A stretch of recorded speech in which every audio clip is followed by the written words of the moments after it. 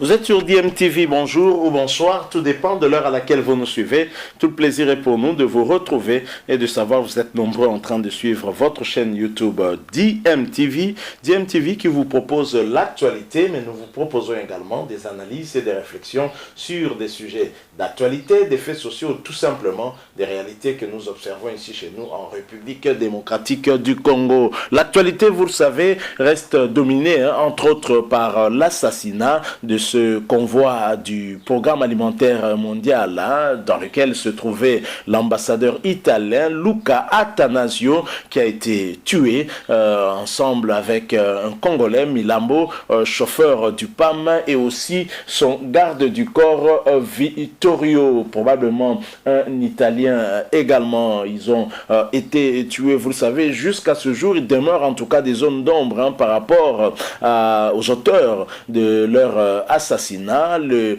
gouvernement italien ainsi que le PAM disant en tout cas que les autorités congolaises avaient été informées du déplacement du diplomate italien, et du côté du gouvernement congolais on refute cette affirmation et l'on dit ne pas avoir été informé. Visiblement les autorités provinciales aussi ne reconnaissent pas avoir été informées. Alors comment ceci peut arriver dans un pays où tout déplacement, en tout cas en passant par nos aéroports, nos ports, sont en tout cas vérifiés par des services de l'État tels que la DGM ou encore l'ANR, la police? Comment expliquer un déplacement d'un diplomate, des diplomates comme cela ne puissent pas être retracés, ne puissent pas être connus des services du pays? Ça pose problème et ça pose vraiment beaucoup de débats, mais ce n'est pas la première fois qu'une telle chose arrive. L'information peut être une mauvaise coordination entre ces diplomates et les services de la République démocratique du Congo a pu peut-être être à la base de cette situation. Ceci est déjà arrivé sous Joseph Kabila. Je vous propose d'ailleurs de revenir sur une image d'archive où Joseph Kabila expliquait justement les conséquences du manque de coordination entre le gouvernement congolais et l'organisme international, notamment la MONUSCO, dans l'assassinat en tout cas des experts des Nations Unies qui étaient allés au Kasaï pour enquêter. Vous savez, ils ont été assassinés là-bas, et Joseph Kabila revient sur cette situation pour expliquer la responsabilité de la MONUSCO par rapport à ce qui est arrivé. Est-ce qu'aujourd'hui nous ne sommes toujours pas dans le même cas de figure où la MONUSCO doit être également interpellée, elle qui occupe en tout cas une partie de la République démocratique du Congo et qui est présente à l'est du pays? Comment expliquer que un ambassadeur, un convoi du PAM qui fait partie en tout cas de l'ONU ne soit pas sécurisé, ne serait-ce que par la MONUSCO? Ce sont des questions que nous sommes en droit en tout cas de nous poser. Quelque part, il y a des gens qui ont failli à leur mission et l'enquête doit déterminer la part de responsabilité de chacun. Je vous propose de suivre cette image d'archive pour mieux comprendre ce dont nous parlons, pour mieux comprendre l'argument du gouvernement congolais actuellement, pour dire que ce n'est pas la première fois que ceci arrive. C'est peut-être encore une fois la même cause qui a produit les mêmes effets, malheureusement. Je rappelle que vous suivez votre chaîne YouTube DMTV. Si vous n'êtes pas encore abonné, s'il vous plaît, abonnez-vous à cette chaîne et n'oubliez pas d'activer la notification. Juste un clic sur cette petite cloche et ça vous permettra bien sûr de ne plus rien manquer des prochaines vidéos que nous allons vous proposer. Écoutons Joseph Kabila Kabange, président honoraire de la République démocratique du Congo, et nous nous retrouvons bien sûr tout de suite après. On avait un problème au Kasaï. Et au niveau de la MONUSCO, ce n'était pas du tout un problème. Non, non, non. C'est plutôt le gouvernement, l'armée qui est allé sur place pour s'attaquer à sa propre population. On envoie les enquêteurs des Nations Unies sur place ici. Et au lieu d'avoir une bonne coordination avec les autorités sur place, ils sont vite dépêchés à Katanga. Et voilà, le pire est arrivé. Ils ont été décapités. Et de la manière la plus atroce. C'est seulement après cet incident que la MONUSCO s'est réveillée. Oui, oui, oui, finalement ces gens sont des bandits, de mauvais garçons. Ce sont des terroristes. Et quand la population était aussi massacrée. Et de la même façon,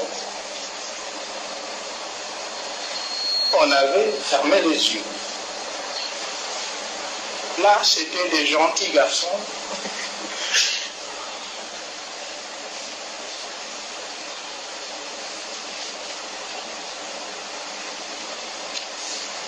Depuis 7 ans, on n'a fait que dire à la MONUSCO. Les ADF est un mouvement terroriste. Non, non, non, non, non, c'est pas un mouvement terroriste. Le Congo, vous exagérez aussi. Il a fallu qu'il y ait de pertes au sein du contingent tanzanien. Et aujourd'hui, ils se sont réveillés plutôt. Oui, finalement, ces gens sont des terroristes, ce sont des mauvais.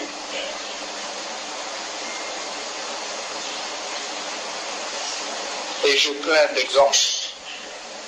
Mais malheureusement, pas beaucoup ou pas assez de temps.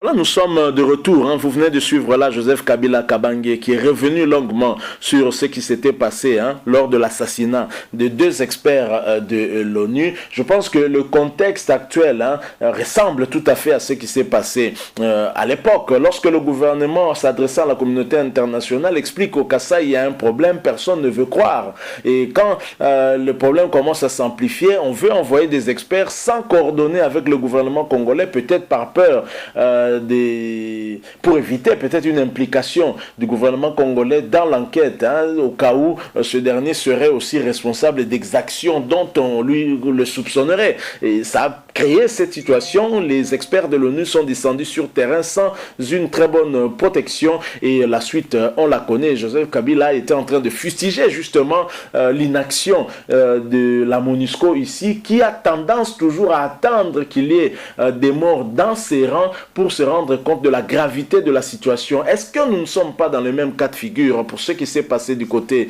de Goma, en tout cas proche de Goma, avec l'assassinat de ce diplomate italien? Des Congolais meurent, des millions de Congolais, mais en Occident en tout cas on prend ça pour de la blague, on ne prend pas ça au sérieux, alors que le génocide rwandais qui est reconnu a moins de morts que le génocide congolais. Et comment expliquer tout cela? Il a fallu que cet ambassadeur meure pour voir tous les médias internationaux commencer à s'agiter et parler de l'insécurité qu'il y a à l'est du pays, cherchant à responsabiliser le gouvernement congolais sans même parler de la MONUSCO qui a un contingent, le contingent le plus important dans le monde entier, c'est ici en République démocratique du Congo. Et cette MONUSCO qui est là depuis plus d'une vingtaine d'années et qui finalement n'apporte pas la paix aux Congolais. Et pourquoi cette communauté internationale ne bouge pas pour imposer la paix en République démocratique du Congo? Les Congolais meurent chaque jour.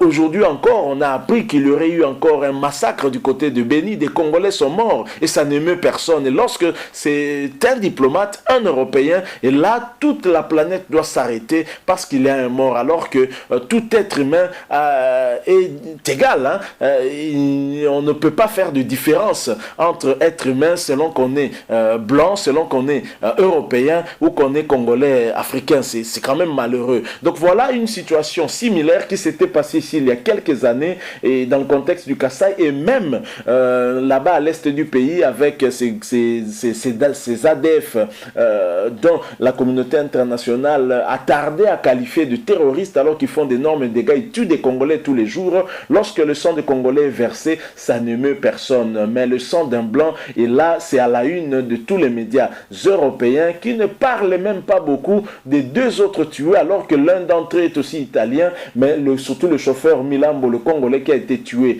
abattu sur place alors que l'ambassadeur est mort de suite de ses blessures. On n'en parle pas beaucoup. C'est quand même triste et c'est malheureux aussi de constater que nos propres autorités tombent dans ce piège-là et font le jeu de ces Européens. Je crois qu'à un certain moment, il faut qu'on se regarde dans les yeux. Oui, il y a eu une victime, il y a eu mort, mais on doit se parler très sérieusement. Chaque jour, des Congolais meurent et je crois que la communauté internationale qui a une très grande part de responsabilité dans cette situation, puisque c'est elle qui a envoyé la MONUSCO dans ce ce pays. Et ce n'est pas pour rien que la MONUSCO ici, elle n'est pas parvenue à imposer la paix. Nous voulons que cette MONUSCO puisse imposer la paix pour qu'enfin les Congolais puissent vivre normalement, et ce n'est pas anormal. Et d'ailleurs, dans cette discussion, avons-nous été informés, avez-vous informé les autorités compétentes du gouvernement central ou du gouvernement provincial? Le gouvernement vient de prendre une décision qui soutient en tout cas l'argument qui avait été avancé par le ministre de l'Intérieur, qui avait déclaré que la RDC n'était pas au courant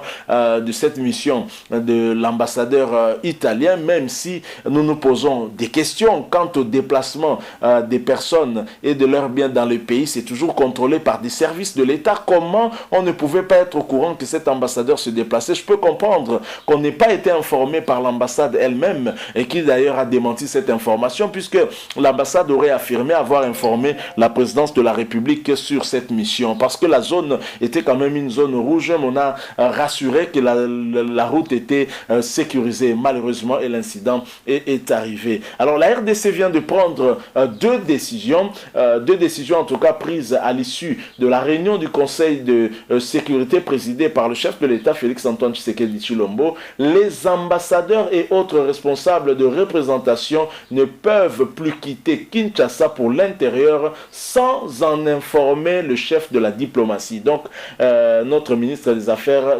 étrangères. La deuxième décision, c'est rétablir la sécurité dans les zones rouges. Cette deuxième décision, quand même, ça me rend triste. Ça veut dire que toutes les promesses que le chef de l'État avait eu à faire aux Congolais, particulièrement à nos compatriotes qui vivent dans les zones rouges, justement, n'avaient pas encore été d'application. Pourquoi prendre à la légère cette problématique d'insécurité à l'est du pays, attendre la mort d'un ambassadeur pour finalement faire une réunion et se décider? Je pense qu'il y a quelque chose qui ne va pas dans l'administration de Félix-Antoine Tshisekedi, et on doit le lui rappeler, je pense.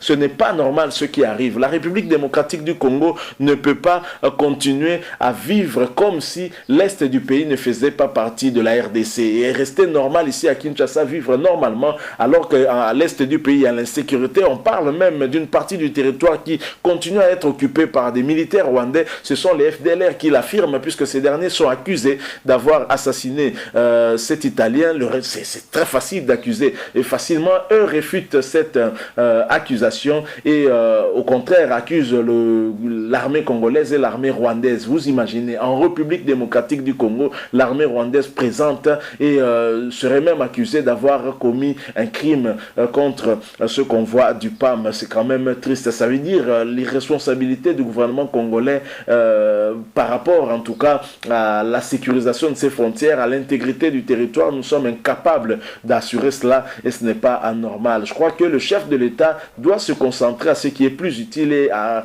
restaurer la paix au niveau de l'est du pays. C'est une promesse qu'il avait eu à faire, et jusque-là, cette promesse est lettre morte. On ne voit même pas de signal très fort de ce côté-là. Et vous parlez aujourd'hui de rétablir la sécurité dans des zones rouges. Vous étiez où depuis très longtemps? Puisque ces zones rouges-là ne sont pas nées depuis votre arrivée, c'était là depuis Kabila. Il fallait y travailler pour y mettre fin. Le Premier ministre qui arrive annonce que parmi ses priorités, la sécurité à l'Est, ce qui signifie que le chef de l'État aura déjà échoué, parce que c'est aussi une promesse qu'il avait eu à faire à la population congolaise. C'est ce qui nous désole, franchement. En tous les cas, la question demeure, et vivement une enquête internationale neutre qui va déterminer les réelles responsabilités, parce qu'à mon avis, les responsabilités doivent être partagées. L'ambassade d'Italie elle-même, le PAM, le gouvernement congolais ainsi que la MONUSCO. Si le gouvernement congolais n'avait pas été informé et donc ne pouvait pas assurer la sécurité de ce convoi, et a fortiori la MONUSCO, je crois qu'il y a quand même quelque part quelque chose qui ne va pas. On doit dénoncer tout cela. À quoi sert la MONUSCO? Ce sont des questions que nous sommes en droit de nous poser, nous Congolais. Si dans d'autres pays on a eu à chasser cette MONUSCO, je pense finalement que ce n'était pas à tort. Merci à vous qui nous avez suivis. Nous sommes arrivés à la fin, un peu touchés par ce qui arrive à notre population, et voir les médias occidentaux ne pas trop insister là-dessus, n'insister que sur la mort d'une seule personne. Je pense que c'est vraiment malheureux, et ceci doit nous servir de leçon à nous tous Africains, que nous ne servons à rien face à ces gens-là. Nous devons nous préoccuper de notre propre sécurité, car nous sommes les premiers artisans de cette sécurité. Merci beaucoup. Si vous avez aimé, laissez-nous un like, mais surtout, n'hésitez pas de nous faire part de votre point de vue, votre opinion, à nous laisser un commentaire. Abonnez-vous aussi à cette chaîne, s'il vous plaît. N'oubliez pas d'activer activer la notification juste en cliquant sur cette petite cloche car elle vous permettra de ne plus rien manquer des prochaines vidéos que nous allons vous proposer. Encore une fois, merci à vous. Nous espérons vous retrouver très prochainement avec un autre sujet d'actualité. En attendant, portez-vous bien et DMTV vous dit au revoir. Fashion balls. Fashion balls. Fashion balls. Fashion Balls. Pour vos bombers sans paille, passez commande chez Fashion Balls. Bombers. Bombers. Bombers. At Fashion balls. Bombers. Bombers. Bombers. At Fashion balls. Pour commander chez Fashion Balls, veuillez contacter le numéro suivant. Plus 243 82 175 31 57. Je répète, plus 243 82 175 31 57.